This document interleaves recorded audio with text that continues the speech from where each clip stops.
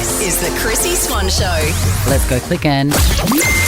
Chrissy's Clickbait. On the school holidays, I took the kids to go see Ghostbusters at Hoyt's Lux. It was good. It was great. Thank you very much. Love it. But I saw the trailers. The trailers are my favourite part of any movie. Yeah. And I saw that trailer for the new Zendaya film, Challenges. Yes. It's a tennis theme, so already I was like, I don't care. Oh, I'm a big tennis guy now. This year I really got into the AO. Oh, you're a tennis guy now. Huge tennis guy. And God. I went to the special media preview screening on Monday night. Yeah. How was it? So I love Zendaya because of Euphoria. Yeah. So she's fantastic, and the two dudes in it are great too. But I don't know, it was one of those movies where it's not in chronological order. You're jumping back and forth all the time. I struggled with that, and then it was just one big edging session. Oh my God! Well, Zendaya is doing. In fact, they're all doing all the press junkets in this country, and she's been looking very chic in her sports. Hasn't she? Yeah, amazing. But she sat down with Edwina Bartholomew, and it got a bit awkward. One final question out of all of you, not giving the plot point away, but who's the best kisser? Josh. Thank you. Z's quiet. I'm not let you take that. Zendaya was not impressed. Why? Answer the question. It's a fair question. It's not a fair question. Who is the best kisser? They're acting. Yeah, but they're still fully making out in it. There's one scene where all three of them are making out together. Yes, but it's... Oh, my God. I know, when I say it's an edging session. But it's, that's acting. I get where Zendaya's coming from. Don't ask me that. That's stupid. Yeah, but you still... I know they're acting, but they still did the kiss physically. They kissed. But they're in the bodies of other people at that time. They're characters. No, they're not. Yes, they are. I know, but no, they're not in the act. They're still in their own bodies. Everything they do as actors are not themselves. 100%. I bet they all hooked up at one point altogether after that scene. Oh, God, I doubt it. 100%. A friend of mine was at the same screening that you were at. Yeah. And his feedback was, too many doodles. He goes, what is going on? There are too many doodles. Oh, see, not enough. What has happened ever since that Adam Demos thing in Sex Life? Yeah. It's just like every film has got to have a silhouette of somebody's old fella hanging out. I know, and it's like every actor now is well hung. I'm not here for it. Hey, here's what else I've clicked on. This is the sad. Do we have some sad music, Jack? We some sure do. Deeply sad music, because, of course, the best thing in life is when you hit deliver on an Uber Eats order.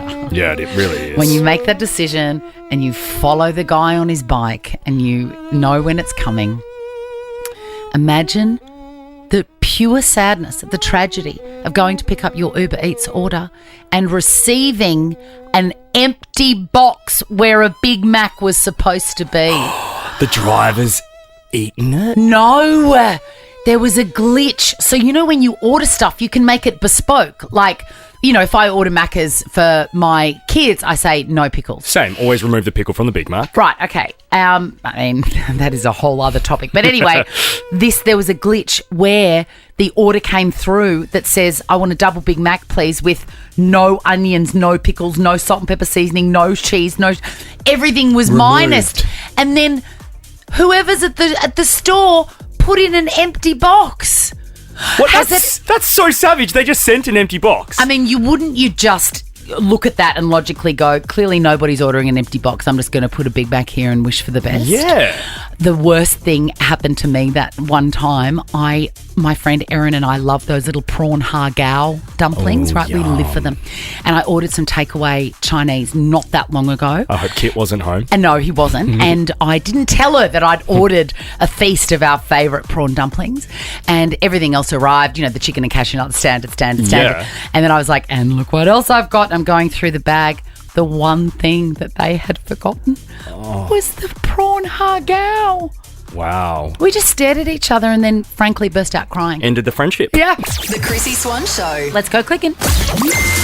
Chrissy's Clickbait. All right, it's very exciting time to be alive. Taylor Swift's new album that we found out about on February the 6th. Yes. Not that we're counting. Is going to be released on Friday. And in crazy coincidental scenes, guess what time it's going to drop? Tell us, Swanee, because I know. I can't pretend I don't 2 know. p.m. And what Yes. time does this show start? 2 p.m. It's like she knows where her album belongs in Australia. On the Chrissy Swan Show. And it is right here with us. If you are even a vague Swiftie, be listening at around this time, 2 p.m. Friday, for your first listen of this monumental album. People are excited, including Americans who have visited the Spotify pop-up display at the Grove in Los Angeles. Yeah, and it's like filled with Easter eggs, right? These little activations she does. I would kill to be there. For starters, it looks like a giant Harry Potter display. It's got a big sign over it saying the Tortured Poets Department, and it's got little books and bits and bobs and the Spotify logo, and I'm assuming that they're not playing the album yet, but it doesn't matter because they have written down some lyrics. Now, oh my God. Here are some lyrics from the album. This is really all we know. Right. Crowd goes wild at her fingertips. Half moonshine, full eclipse. I mean, somebody's showing their bum. I wish I could unrecall how we almost had it all. That's a Whitney reference, 100%. Okay. Didn't we almost? Even statues crumble if they're made to wait. That's a boring one. One less temptress, one less dagger to sharpen. Oh, she's angry. She's so angry. That's giving Reputation that vibe. Put it in your diaries, put it in your iCal or whatever you use. Friday, 2 p.m, right here for the first listen of Taylor's new album. Can't wait. Now, speaking of daggers to sharpen, I've noticed a terrible, mean streak showing up in clickbait lately. And I want to say, in this world when you can choose to be anything, please do choose to be kind. There is an actress called Sydney Sweeney who's wonderful. Was on Euphoria. She is a fantastic actor or two. Correct. A grown woman, Hollywood producer Carol Baum, has called Sydney Sweeney's movie Anyone But You unwatchable, which it may be, but it's just like your opinion, man, in the words of the Big Lebowski. But how's this for mean? She has said that Sydney Sweeney is not pretty and cannot act. Oh, go to bed, Carol.